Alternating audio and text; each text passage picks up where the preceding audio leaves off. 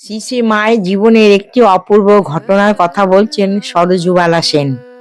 একদিন শ্রী শ্রী মা রাস্তার ধারে বারান্দায় এসে আমাকে আসনখানি পেতে হরিনামের ঝুলিটি এনে দিতে বললেন। তা এনে দিলে বসে জপ করতে লাগলেন। প্রায় সন্ধ্যা হয়ে এসেছে।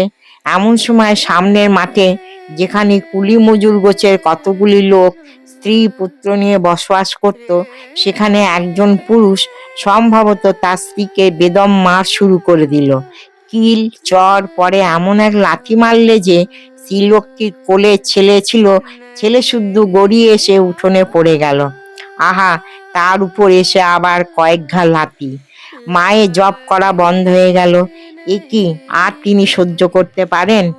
অমন যে অপূর্ব লজ্জাশীলা গলার স্বরটি পর্যন্ত কেহ কখনো নিচ থেকে শুনতে পেত না।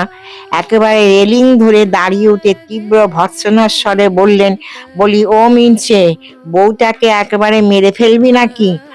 মোলো যা। লোকটা একবার তার দিকে তাকিয়েই অত যে ক্রোধোন্মত্ত হয়েছিল, যেন সাপের মাথায় ধুলো পড়া দেওয়ার মতন। অমনি মাথা নিচু করে বউটাকে তখনই ছেড়ে দিল।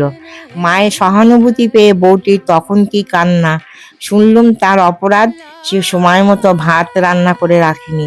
খানিক পরে পুরুষটা রাগ করল এবং অভিমান ও সাধাসিধির পালা শুরু হলো দেখে আমরাও ঘরে চলে এলুম।